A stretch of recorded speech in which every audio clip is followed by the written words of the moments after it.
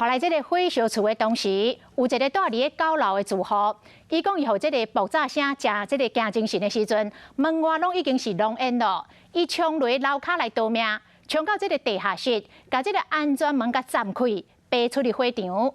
到即摆，拢也感觉真惊狂，也毋过也是有真侪人走无出来。这个火场外口，真侪家属是安尼心肝火热。有一个黄小姐，伊的兄哥就住伫这栋大楼，看到新闻赶到火灾的现场，但是一直拢无兄哥的消息，是烦恼甲当场哭出来。坐喷推车互救来，这位大楼住户红昏甲规身躯乌麻麻，心内真惊狂。我自己有发现有烟味，然后我就有人互救出来，有人家己走出来。这位住九楼的毛先生，第一时间互爆炸声惊醒，门口已经拢是浓烟。为电梯落来就掉下，就浓烟呛你我才来啊啦！我把它变去地下室，我地下室也在烧火。看到浓烟冲到地下室，毛先生拼性命要甲安全门拍开，若无可能无命。这个小小的出口啊，它掉呀，不过那个40几年了，我就用脚一直甩啊，把那门甩开啊，我就从那边爬出来。毛先生顺利走出来，不过敢若阁有人还未走出来。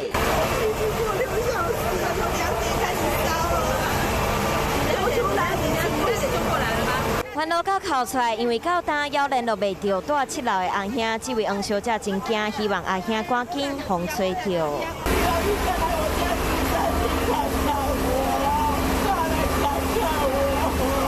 除了黄小姐，这位寇先生嘛来找伊的小弟。消防队跟我朋友去看他的房间都杀光了，东西烧光，但是人没有在里面。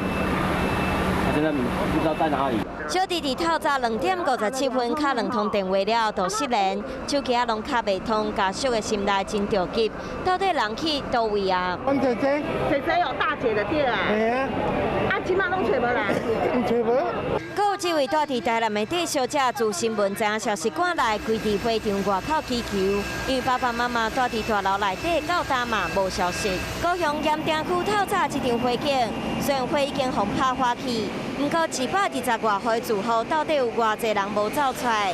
相对伫火场内底大楼咧吹，对家属来讲嘛，希望失联的亲人会当赶紧出现。